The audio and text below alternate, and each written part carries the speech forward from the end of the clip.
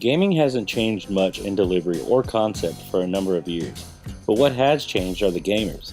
Gamers once thought to be a stereotyped lazy subculture are actually increasing in number, and some even being considered athletes in our growing esports communities.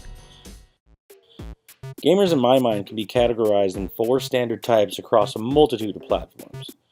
You have the casual gamer, the hardcore gamer, the competitive gamer, and the retro gamer.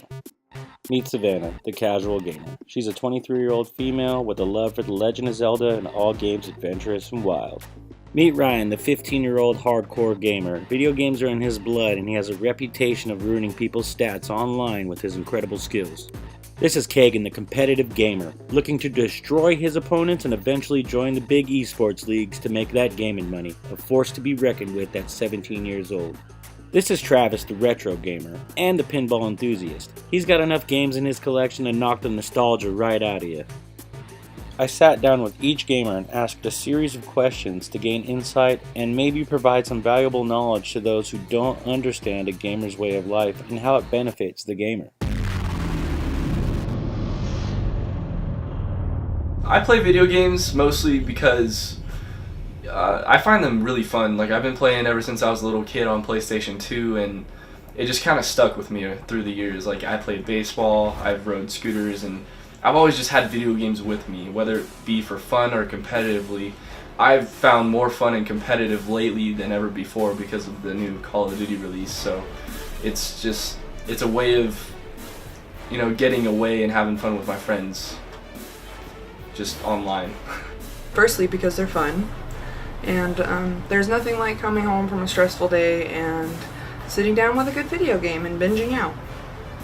I think video games kind of provides that sort of outlet for me to kind of escape this stressful reality that we're in, to go inside of a different world, maybe a different place that calms you down. It's kind of like your zen place and just really gets you calm and makes you happy. When I was 15 and a half, I started working at a local arcade here in town, and I was never really good at the video games, so I kind of migrated to the pinball tables. Pinball is kind of a different game every time you play it. Even though you're playing the same machine, it's always a different experience. You get the physical aspect of it, shaking the table. So that kind of started back when I was working for Mr. Casals here at Electric Ladyland. And then I picked up my first machine 2 years ago. And you can see it's kind of become somewhat of an obsession now, having 6 machines, and now we're building an arcade cabinet too. So it's gonna be fun. Everyone wants to come over here.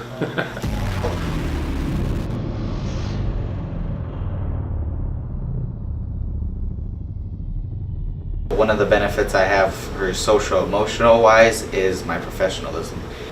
When a character has a sort of dialogue that the chief of security, or that they're the master chief, or any higher up place like that, it really shows that type of professionalism, like what's expected, and what ways that you can make yourself look professional as well.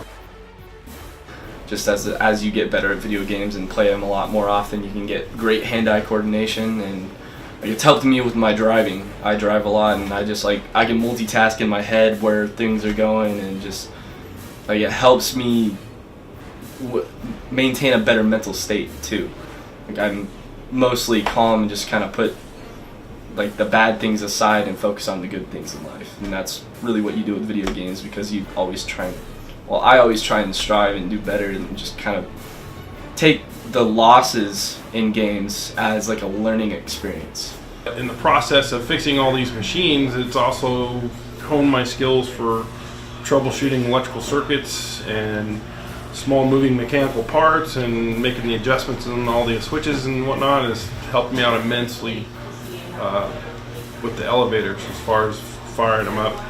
Going to somebody's job, you see something in a certain state, it's like, okay, well, this doesn't work. Well, troubleshooting these machines has helped me out more than I could ever say, as far as knowing where to go and where to start looking, because electrical stuff is electrical stuff. I don't care if it's a TV, pinball machine, an elevator, electricity, all the properties are all the same. So the troubleshooting processes are pretty much identical no matter what you're working on. So it's had a major positive effect on my life.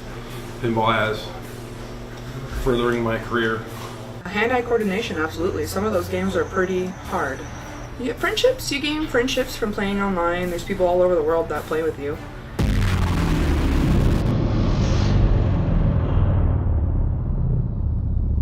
Find something they're interested in, whether it be sports or, you know, I'm into the shooter games or racing, you know, just things like that. Maybe you're like a baseball guy, so you can play like MLB 2K17, whatever, and just kick back, you know, use that to enjoy yourself and put yourself in a position where you can control the game.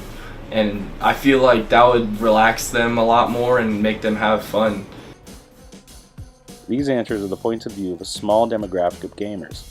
There are so many different variations of gamers, games, and platforms to enjoy them on that fitting them all in a single documentary would be exhausting and almost impossible.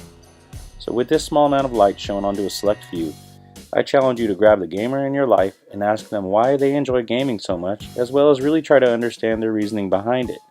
Maybe pick one up that interests you and play. You never know, you just might be surprised to find your own advantages of gaming.